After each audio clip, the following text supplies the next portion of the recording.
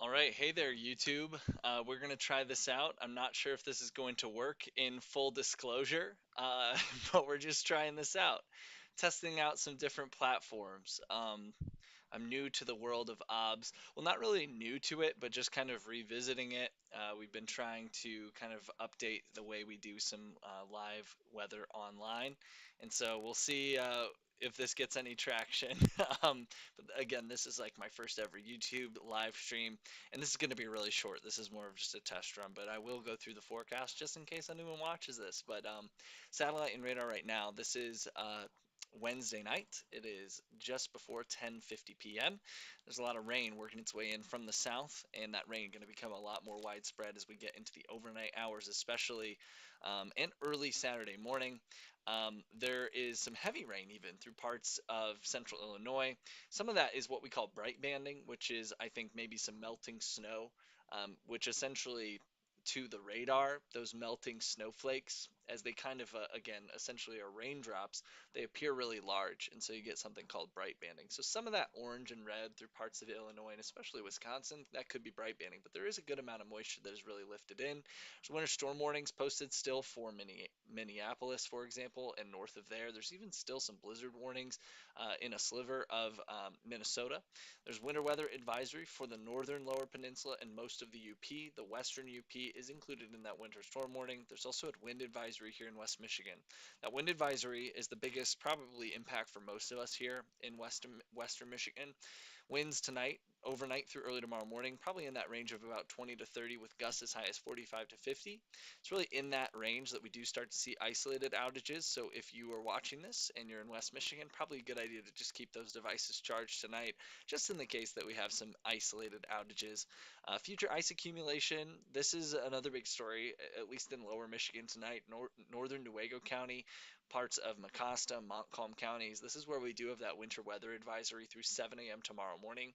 This is really overnight through early tomorrow morning. That's when temperatures are going to get just to at or below freezing, so that leading to the concern of some ice accumulating on those elevated surfaces and some roadways as well. So just be aware of that for any northward travel tonight.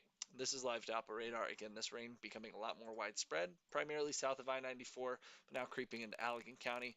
We've had intermittent showers throughout the night, but again, the bulk of this rain moving in overnight. Just to mention, since we are on YouTube, and people from all over the world might watch this, just wanted to mention this is the day that we've seen a somewhat rare, um, late season outbreak of tornadoes across portions of Louisiana, Mississippi, in Alabama.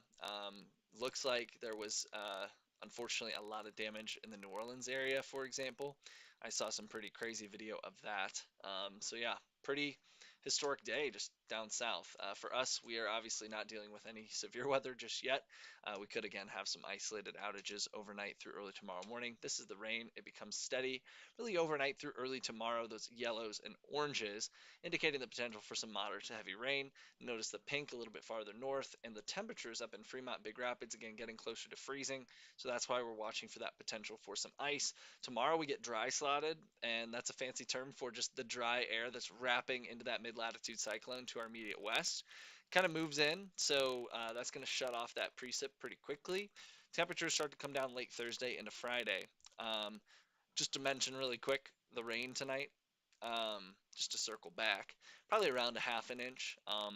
We can take it. Our rivers and things are doing just fine, so this isn't like too concerning. But just to mention, we'll get about a half an inch of rain. It's actually beneficial because we do have a bit of a deficit across much of the state.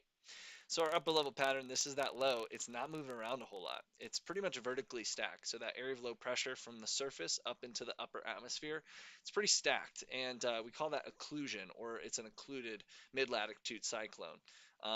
It's somewhat cut off from the jet stream a little bit, so it's not going to move a whole lot into the weekend and even into next week. It'll finally kind of push off, and then we get introduced to some even colder air late next week. But your weekend is highs around 30 degrees, some snow showers. I think the snow will be most prevalent on Friday. This will be lake effect, so again, all driven by the wind coming off of those Great Lakes. But this is two time frames, essentially two 24-hour time periods, Thursday night into Friday evening, and then Friday night into Saturday evening. So essentially 24 hours. One thing just to mention, I don't think this is going to be insane lake effect where we have, visibilities like less than a quarter mile or necessarily wide out. I think it's going to be fairly light to moderate lake effect snow off and on in both of these time periods. Notice how the Thursday night into Friday evening, it's again all driven by the wind. So in a southwest wind, Muskegon County, Ottawa County, up towards possibly Fremont, getting the most snow on the order of about 1 to 3 inches.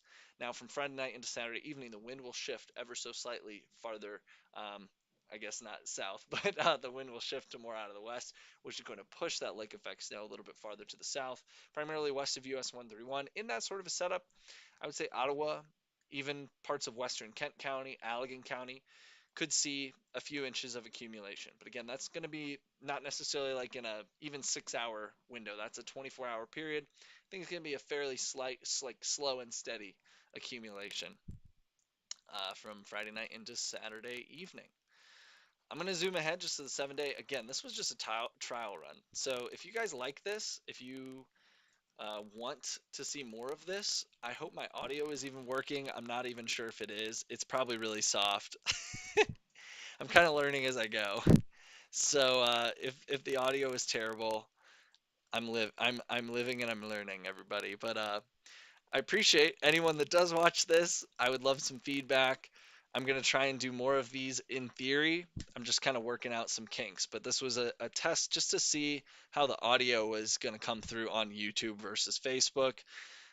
Hopefully, I can get a little bit better of a microphone here in the coming days and weeks and however long it takes. But appreciate anyone that watches this and stay safe out there. I'm meteorologist Will Haney. If you don't know, you can follow me on all social media pretty much. And yeah, all right.